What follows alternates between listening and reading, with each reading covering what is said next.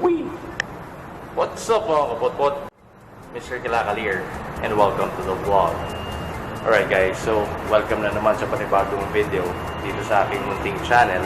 And for today's episode, I'm gonna be showing you the current bike lineup that I have dito sa ating munting grahe. And yun nga, over the quarantine season, medyo nag-accumulate na naman yung mga bikes dito.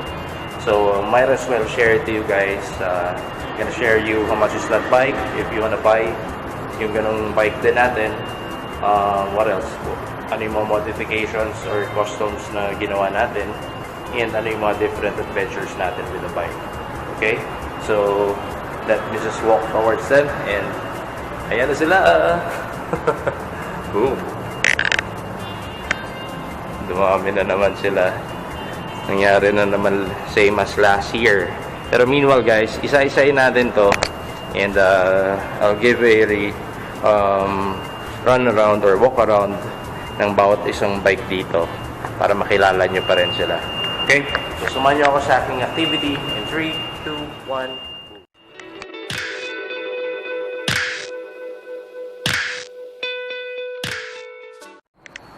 And so we are back. Alright guys, so konting disclaimer lang muna. Again, I'm not showing you my bike lineup for me to brag ano yung mga bikes natin dito, but for me to share information sa inyong mga kapotpot natin na nanonood sa aking munting video na ito or munting channel na ito. Okay, so please don't get me wrong. Again, I'm not showing off the bike para lang alam nyo, inggitin ko kayo. I'm showing this so that I can inspire you, because if I can do it, you can do it as well. Okay? And at the same time, wala tayong mapapalabas na video if hindi ko ipapakita ito mga ito. Alright? So, here we go. Nandito tayo na naman sa madilim na parking spot ko. Today is Monday, May 18. I believe it's May 18. The first working day since MECQ was announced or implemented. And I decided not to go out dahil scary. Daming naglabasan, so better watch out, you better stay safe and stay healthy at all times. Okay? So going back, ito na yung mga nag-accumulate na bikes dito sa aking munting spasyo. Actually, may isa pa yun, si Bella, na nakatago doon. Ayun si Bello. So, though may kausap na ako dyan, I'm selling the bike already dahil hindi na talaga kaya ng aking space dito. Okay? Now, as we go along sa video na ito, later on may makikita rin kayong isang bike natin na for sale, and I'm sure nakita nyo na rin yan sa Facebook fan page natin na in-ads ko na rin siya. Okay? So, iisa-isayin natin to. Papakita ko sa inyo ano yung mga different stories ko with this particular bikes. So again, this is the Rusi Classic 250. This is the Royal Enfield Himalayan, and this is the this is the Royal Enfield Classic 500-ish, and that's the Motorstar Cafe 400. Alright, so kanina sa montage, pinakita ko sa inyo yung mga different pictures or different clips na naipod ko habang gamit ko itong mga bikes na ito. Then mamaya din papakitaan ko kayo while I'm driving it.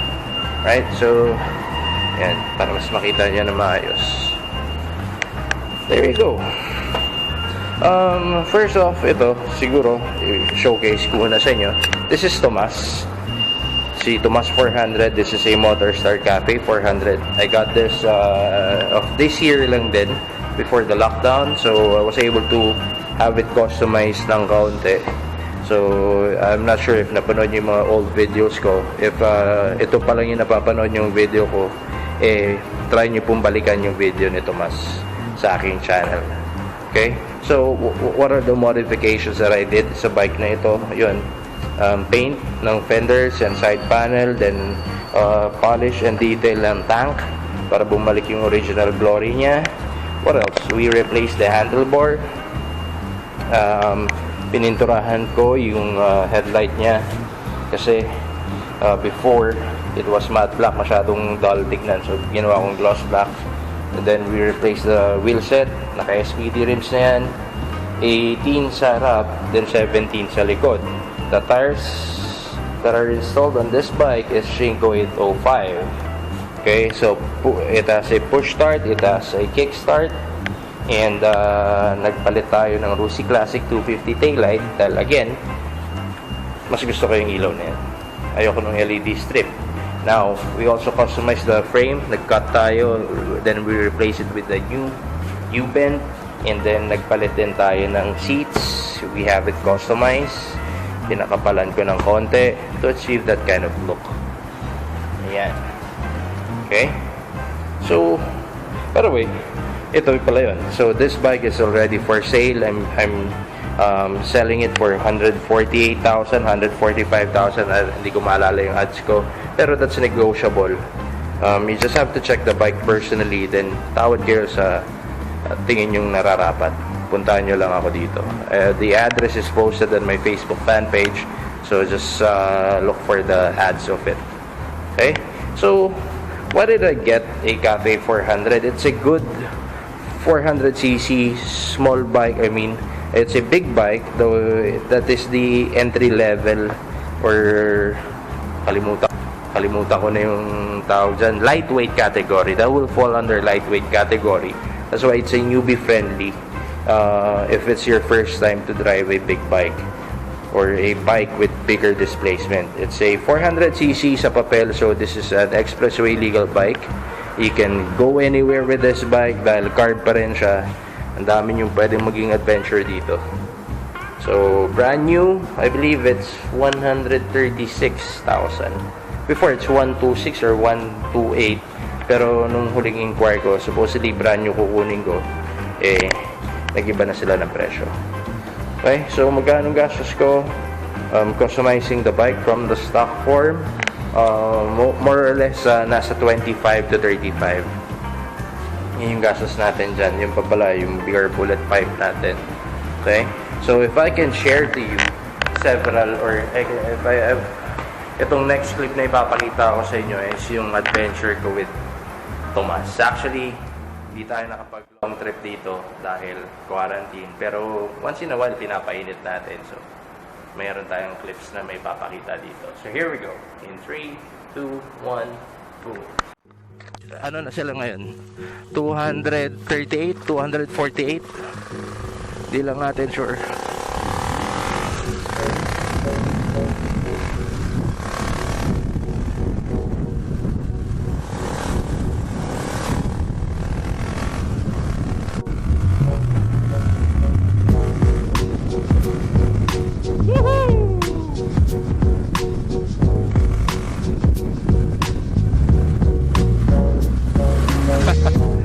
Nakalimutan ko. Hindi ko nakakapit ng may maayos dito sa bike. So, syempre. So, we're back. Now, for the next bike, guys, eto naman. This is Elsa. I don't know if napanood niyo yung video na in-upload ko nung Monday. Since itong video na pinapanood nyo ngayon will be public on Friday. So, this is Elsa. If gusto nyo balikan or ma-meet talaga personally to si Elsa, balikan nyo lang yung upload ko nung Monday. And doon nakadiscuss lahat ng detalye niya. Okay? So, this is a Royal Enfield Classic 500-ish. The SRP price for this bike is 329,000 if I'm not mistaken. That's for the 500. For the 350, it's 196,000. And the gunmetal na colorway nila na ganyan is 205,000. Okay? So, quick specs. The front wheel has a 19-inch rim with a 90 by 90 19 tires. Road tires. The rear has an 18-inch rim with a 110 by 90 by 18 tires. MRF yung brand niya. So, yun. I'm gonna be replacing it with the Pirelli MT60. Abangan nyo rin yung video natin as we change the tires of Elsa. Now, I got this na second hand from a guy in Mandaluyong. And it's a good thing na, yun nga, nagsawa na siya dyan kasi tagal ko nang inaawitan tong bike na to. I was looking for a classic bike talaga from Royal Enfield, and this is one of my dream bike, and I am pursuing the RE lineup. So mamaya makikita nyo ibang RE natin dito. Okay, so medyo customized na siya. He was able to install yung rear rack natin na OEM pang Royal Enfield. Naka bobber seats na din kasi yung stock niya is napakataas. So I'm only 5'7", kaya medyo tingkaya tayo. Buti na lang pinalitan na rin niya ng ganyan. Handlebar is from a Bullet 500. Iba yung handlebar ng Classic 500 kasi mas mababa. So naka-upgrade na rin siya ng pang Bullet. It has a crash bar or crash guard, whatever you wanna call it. What else? Fender plate to make it more classic looking. So yan lang naman yung upgrades na meron dito sa bike na ito. By the way, pati pala yung exhaust niya naka-upgrade na. Yun, naka-wild bore exhaust. Yung sound check niyan, balikan nyo lang yung old video natin nung Monday, naka-demo yun. Saka yung nung Wednesday, yung quick impression ride ko with the bike. Alright? So overall, I'm happy with this bike. I'm keeping this as much as possible. I'm gonna keep it hanggat kaya ko pa siyang i-maintain. Dahil isa to sa mga dream bike ko. Owning a classic Royal Enfield. Not necessarily this is old school. This is a 2019 model. Pero yung genre niya, guys, imagine niyo if you can keep this for a very long time. You're keeping a part of history ng Royal Enfield culture. Okay? So, yun lang naman ang quick share ko with Elsa. And to give a further illustration of my experience with Elsa, panoorin nyo tong clip na to. Here we go. In 3, 2, 1. Boom. Then, pinakilala ko si Elsa. Shocks na siya. Meron pang spring yung upuan ko. So, alam niyo yan. Nakakong driving Elsa. Actually, lahat naman ng bikes pakaloloko ko talaga. And we are back. Okay, for the next bike naman, of course, you were able to meet Felicia before. This is a Royal Enfield Himalayan. It's a 400cc bike, 410 to be exact. And the bike has been with me during lockdown din, so hindi ko pa siya nailalayo. So, by the way, si Elsa nakuha ko nung a day before Mother's Day. Ito naman si Felicia, a week before my birthday, nung April. So, ayan. Almost stuck pa siyang napalitan lang dito. Wait lang, lusot lang tayo. Ang napalitan lang dito kay Felicia is yung seats niya. Kung mapapansin nyo, iba na yung design niya. Before kasi parang plain lang siya, napaka-dull. So, tapos medyo mataba na makapal. Mataas tong bike na to eh. So, it's a good thing napalitan na siya. And yung rear tire. Yung rear tire, ang gamit ko is Shinko 705, 140 by 80 by 17. Yung harap, kung mapapansin nyo, yung stock pa din, yung Pirelli MT60, 90 by 90 by 21. Hindi ko pa siya pinapalitan kasi inaantay ko lang mag-normalize ang sitwasyon. And I'm thinking if I'm gonna be customizing this bike. Okay? But ito si Elsa, I'm keeping her stock. Kanya lang siya. Pero ito si Felicia. Or in between the two pa rin talaga tayo. I wanna customize the bike. Yet it will still serve its purpose to be an adventure bike. So, I'm torn between the two if I'm gonna change it with an 18-inch rim or I'm gonna be sticking with the 21-inch rims. Okay, so yun lang mga ginawa ko dito. Ito, pinalitan ko ng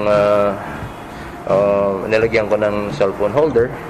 Yung windshield niya, nilinis ko lang. Technically, yung buong bike nilinis ko lang din. Stuck pa rin yung pipe niya. Ayan.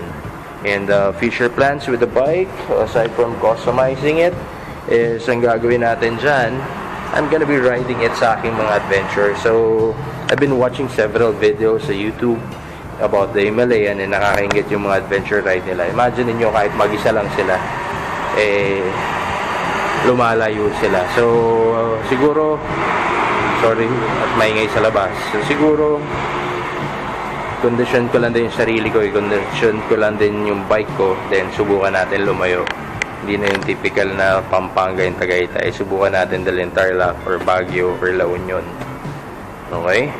So, the brand new price for a Himalayan is 299,000. Pero syempre, wala naman tayong pambili ng brand new. I got a bike for second hand. Second hand Himalayan is about 230 to 260, 270,000 depende sa kondisyon and depende rin sa seller. So yun siya.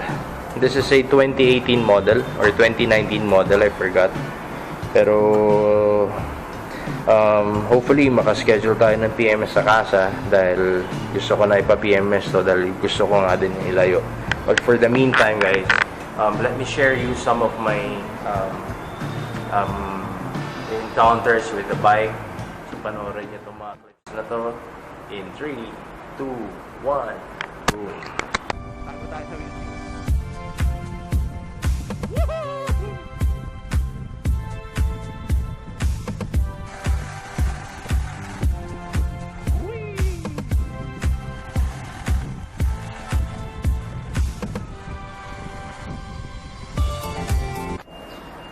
At muli po tayo nagbabalik. Okay. The last but not the least, ito yung favorite bike ko sa aking lineup. Kilala niyo na ito. Dito tayo actually nagsimula. Dito nagsimula ang lahat. Wala ako kung wala rin itong bike na to. Okay, so dito nyo ako nakilala sa bike na ito. And yung partner niya naibenta ko na, si Benny. Pero this one is staying with me. Hanggat kaya kong maintain at hanggang kaya kong i-keep. Huwag lang ako ma-addict na naman sa bike dahil ang problema ko talaga dito is parking space sa Moto. Okay? So without further ado, guys, I'd like you to meet Basha. Basha is still my favorite bike. My quick getaway, my quick go-getter bike. Dahil laging kondisyon to, magkaya naman ng ride kahit saan, papalag to. Yan nga lang, ito lang yung bike natin ng the expressway legal.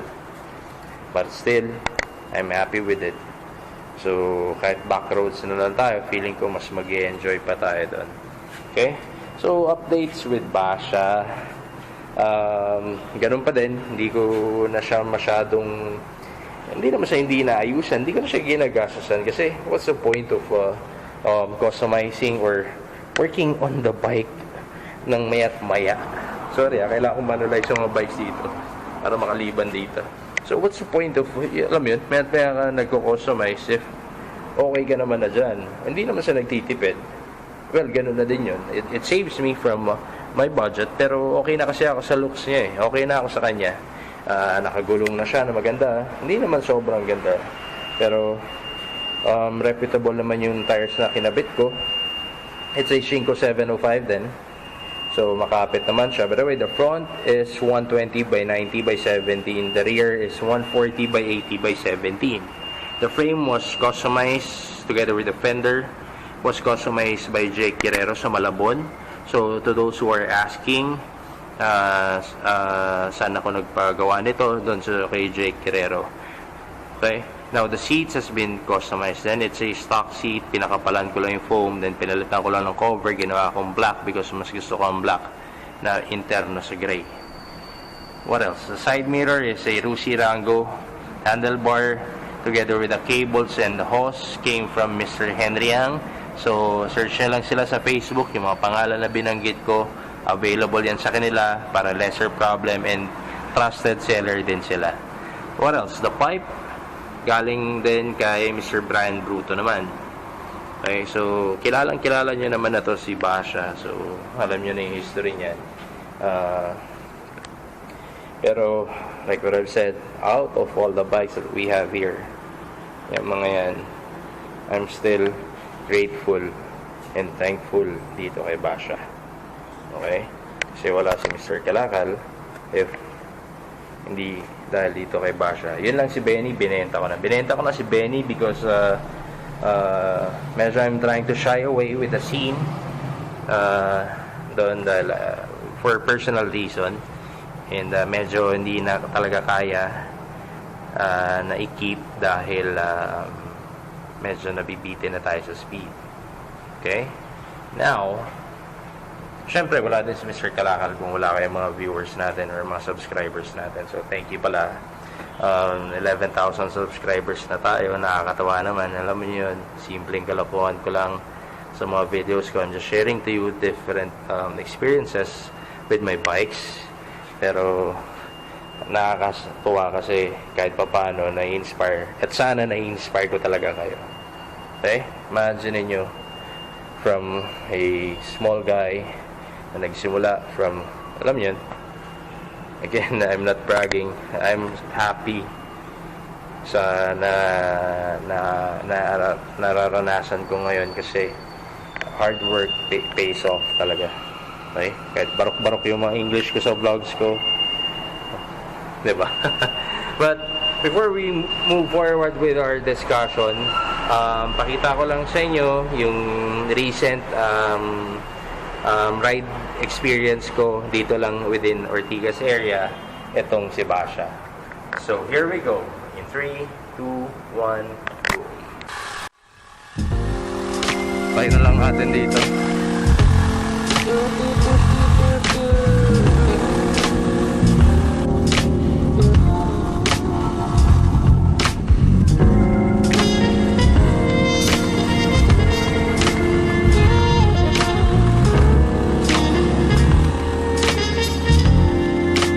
Boulevard.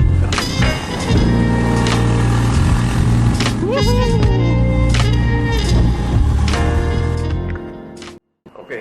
So, yun na nga. Andito na naman tayo ulit. So, nakita niyo yung mga different stories ko with the bikes. Yung ating lineup ngayon. And, yun. Why did I chose to ride a bike? Well, it gives me freedom kasi mga kapotpot. Iba ang klase yung freedom na binigay niya sa akin. Kaya tawag ko sa kanila, they are my freedom machines. Okay? Iba yung saya din na binigay niya sa akin. I learned how to focus. I was very problematic. I was very problematic at that time. Halos suicidal na tayo. Pero I decided to buy a bike. Grabe ko sana na ito yung gagamitin ko para pag gusto mag-suicide, papangga ko lang. Pero turns out, sinave pa niya ako kasi nag-iba yung pananaw ko. I learned how to be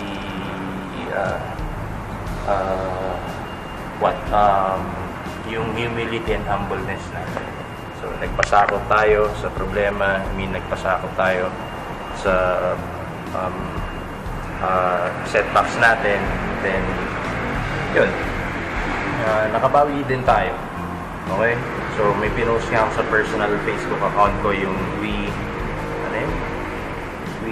fail, we fall, we break, then we rise, we overcome, etc. etc. Okay? So, yun yung reason kung bakit ako nagmotor, and surprisingly, or accidentally, yun yung nakita kong happiness sa kanya. Okay? Yun yung binigay niyang happiness, especially itong si Basha. Sobrang iba yung ginawa niyang happiness sa akin. Kaya nung at that time nanganak, dumami ang motor dito. And ngayon, history repeats itself. Dumami na naman sila. Though, hindi kasing rami nung nakaraan. Pero, yun nga. I remember na noon, with my old bikes, pag may nakakatabi akong, maingay yung alarm ng parking. Pag may nakakatabi tayong mga ganitong bikes, noon sobrang, hindi man inggit, well, partly, human nature, naman kasi yun, yung mainggit. Pero I was hoping that someday, I will be able to, to drive such bikes like this. This is not an expensive big bike, but I am happy that I have this lineup sa garage na to. Okay? So, gaya nga nung sabi ko, if nagawa ko, I don't have a fixed job or a fixed income na monthly na tatanggap. Pero, small business lang tayo. Then, hataw. Ikot-ikot lang ng puhunan. Alam nyo na yan, yung kaya nga ako Mr. Kalakal, I sell different kalakals, parts ng kotse, bisikleta. Then minsan motor pagka nagsawa na.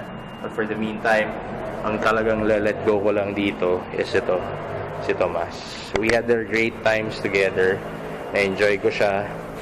Pero if in case na maka-figure out ako ng aking parking space at may mahanap akong pwede kong showroom ng mga bikes natin, kung saan i-display ko lang dun, well, baka hindi ko na ibenta to. But habang wala pa kasi, medyo bibinggo na ako sa admin. I need to sell the bike. I'm selling this one and the Kimco like over there. Okay, yung scooter natin. Now, so going back, sana guys, na-inspire ko kayo on such moves like this. Alam ko, hindi ganun kadali ang buhay, pero you just have to work hard and dream harder, ika nga. Okay? So, siguro I'll be seeing you sa mga susunod pa natin mga videos, and sana natuwa or na-enjoy nyo yung video na pinanood nyo ngayon. And once again, this is your boy Mr. Kalakal, and the rest of the bikes here, Basha, Felicia, Elsa, and Tomas, now signing off. So see you on Monday guys. Panoorin nyo pa rin yung mga videos natin. And thank you so much. Okay? So good night everyone. Ride safe. And God bless the lot. Peace. Babush.